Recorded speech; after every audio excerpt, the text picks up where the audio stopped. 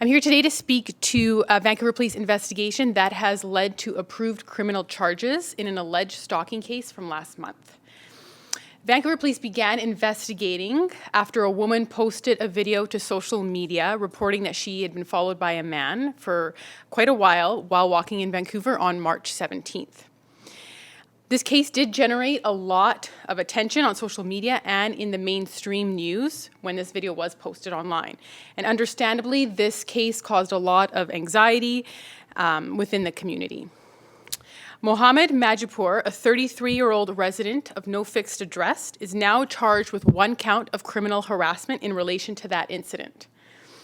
As a result of the investigation, our detectives were able to do more investigating and have also set forth several other charges to Crown Counsel, which now have been approved by Crown.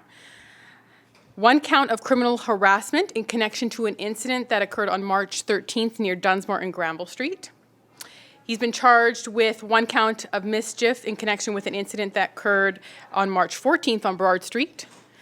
A count of break and enter in connection to an incident that occurred on March 16th at a hotel on Burrard Street. One count of assault with a weapon in connection to an incident that occurred on March 19th near Bute and Robson Streets. And one count of uttering threats in connection to an incident that occurred on March 19th near Bute and Robson Streets. So Mr. Majipur remains in custody at this time. Are there any questions? Does Mohammed have any past criminal records or any encounters with police? He's had encounters with police in the past, yes. What kind of encounters were those? Were also stalking on the list there? So that, sorry, what was your question? Was it also? I don't have specifics on his past criminal record, but we have had interactions with him in the police. I mean, in the past, sorry. And how did DPD manage to find Mohammed? Was it just plain old police work, or was it a tip from the public? So he was, obviously, as I mentioned, he was charged for other incidents that occurred around the same time as the March 17th harassment case.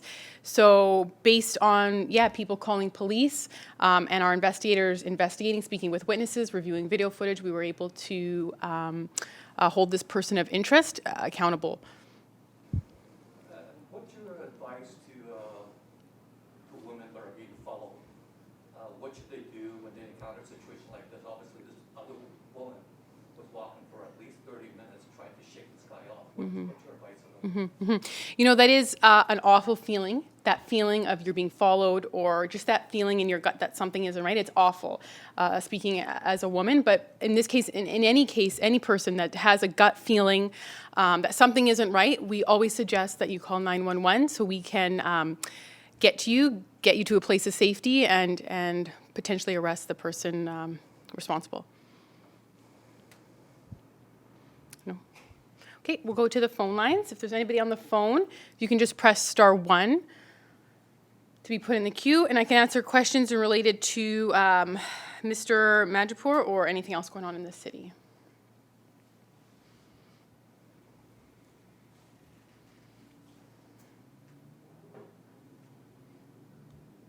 Hi there, go ahead with your question.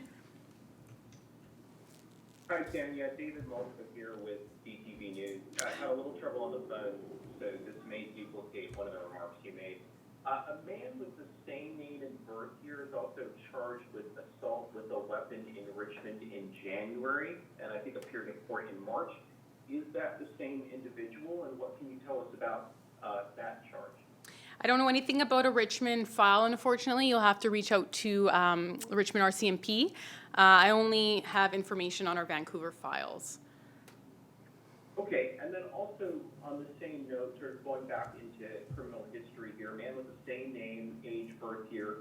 I'm looking at charges with guilty findings dating back to 2016, theft, 5,000 or under, breach of probation, assault, uttering threats, assault with a weapon, possession of stolen property, assault with a weapon in 2020, breach of probation, multiple there.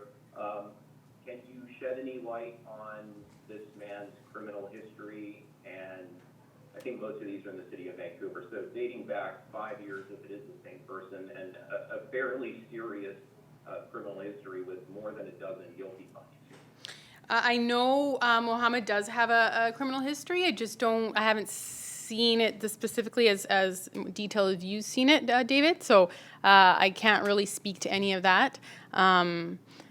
We were very pleased that we were able to arrest the right person in this case and follow up with all these other incidents that happen and lay these charges as well, or Crown lay these charges. So it's a great news, hoping that this brings some sort of peace to the community, because I know this caused a lot of uproar, as it should, a lot of anxiety.